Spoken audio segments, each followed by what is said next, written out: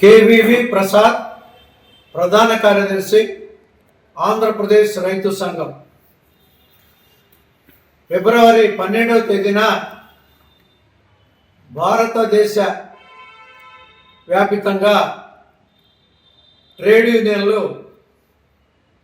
కేంద్ర ప్రభుత్వం తీసుకొచ్చినటువంటి 4 లేబర్ కోడ్లకి నిరసనగా పెద్ద ఎత్తున దేశవ్యాప్త సమ్మెకు పిలిపించినాయి. ఈ సమ్మెను జయప్రదం చేయాలని ట్రేడ్ యూనియన్లతో పాటు ఈ రాష్ట్రంలో రైతు సంఘాలు, వ్యవసాయ కార్మిక సంఘాలు, గ్రామీణ పేదల వృత్తిదారుల సంఘాలు, ఇతర ప్రజా సంఘాలు అన్నీ కూడా ఐక్యంగా ఆందోళనకి సిద్ధపడతా ఉన్నాయి. మరి ఫిబ్రవరి 12న జరిగేటువంటి సమ్మెలో పెద్ద ఎత్తున రైతాంగం పాల్గొనాలని ఈ సందర్భంగా విజ్ఞప్తి చేస్తూ ఉన్నాను. 2 నిమిషాలు రంగారెడ్డి, ఆంధ్రప్రదేశ్ రైతు సంఘం జిల్లా అధ్యక్షుడు. ఈ కార్యక్రమంలో మా ఆంధ్రప్రదేశ్ రైతు సంఘం ప్రధాన కార్యదర్శి కేవీ ప్రసాద్ గారు, మరి అట్లనే మన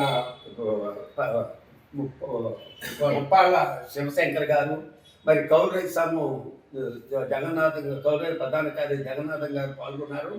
మొన్న 28వ తారీఖు సుందరీ భవనంలో కార్మికులు, కర్షకులు, ఆటో యూనియన్, భవన కార్మికులు, కౌలు రైతు సంఘం, ఎస్ఐ కార్మికులు అందరం కలిసి ఒక సమావేశం ఏర్పాటు చేశాం.